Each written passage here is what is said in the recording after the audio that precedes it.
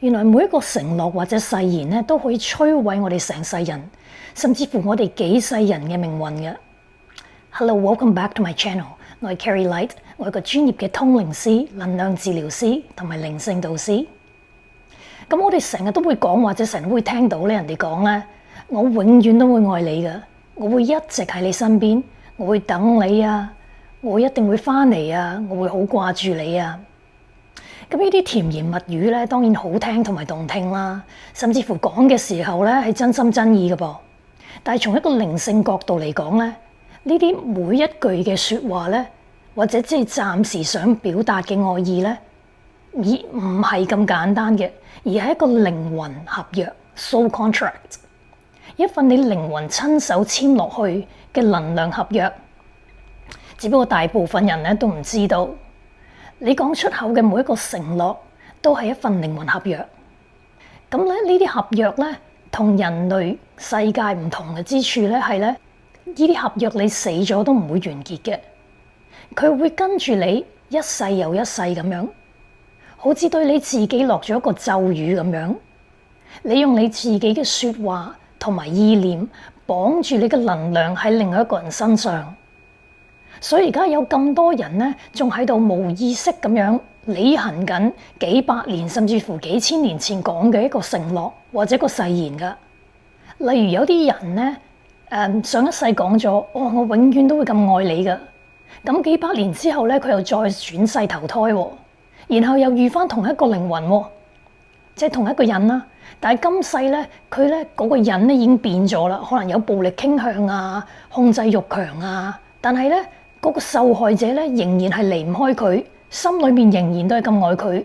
佢可能會話：我都唔知點解，我一直都係咁中意佢嘅。我明知佢對我唔好啦，但係我都放唔低啊。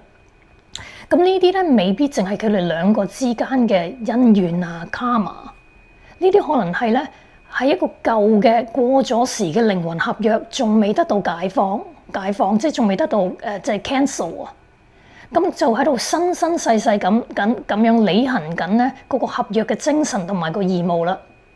又或者咧，你遇到咧即係一個啱啱相識嘅人啦，咁第一次見啦，咁就已經即刻俾佢牽連住啦。但係其實你唔係真係咁中意佢嘅啫喎。呢啲亦都係一個咧未解封嘅合約，仲喺度拉扯緊你。你可能咧以前唔知邊一世之前咧講過一句説話，就係我永遠都係咁掛住你㗎。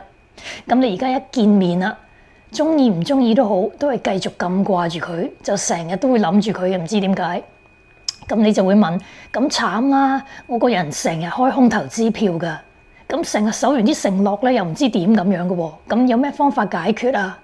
咁我而家咧就教你哋一個好簡單嘅方法去解除一啲好簡單嘅合約。揾個安靜嘅時間，合埋雙眼，然後用真心大聲講出嚟。我而家消除並溶解所有已經唔符合我最高利益嘅靈魂合約、承諾、誓言同埋義務。無論喺任何時間線、任何前世今生往後、任何空間，我都完全釋放我所有唔屬於我嘅能量。並且我而家召回我自己嘅能量。So be it and it's done. So be it and it's done. And so be it and it's done. 想像一下嗰啲能量線一條一條咁樣斷開，或者變成光咁樣消失。感受一下身體變得好輕盈。喺呢一刻，你嘅靈魂已經開始得到解放。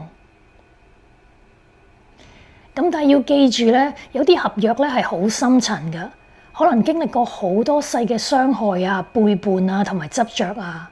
如果你發現頭先嗰個 exercise 咧解除咗之後咧都仲有感覺嘅話咧，咁就應該咧要揾專業嘅靈性導師啊或者能量治療師咧去幫你安全咁樣解除呢啲能量結。所以咧，下次咧如果我哋再想講一啲奇怪嘢啊，譬如我發誓、我保證、我一定點點點。即係嗰啲咧，就一定要停一停，諗一諗，因為你講出每一句嘅説話咧，都係能量嚟噶。每一句嘅永遠咧，都可能將我哋嘅靈魂鎖住幾百年噶。咁講嘢要有意義，發誓就更加要謹慎啦。你嘅能量咧係神聖㗎，唔好用説話去捆綁咗自己，因為我哋而家咧已經知道咗真相啦。唔係每個承諾都係代表愛嘅，有啲咧係靈魂嘅監獄。希望你哋今日鍾意呢條片，咁記得 comment、like 同 subscribe。下次再見啦，take care，bye for now。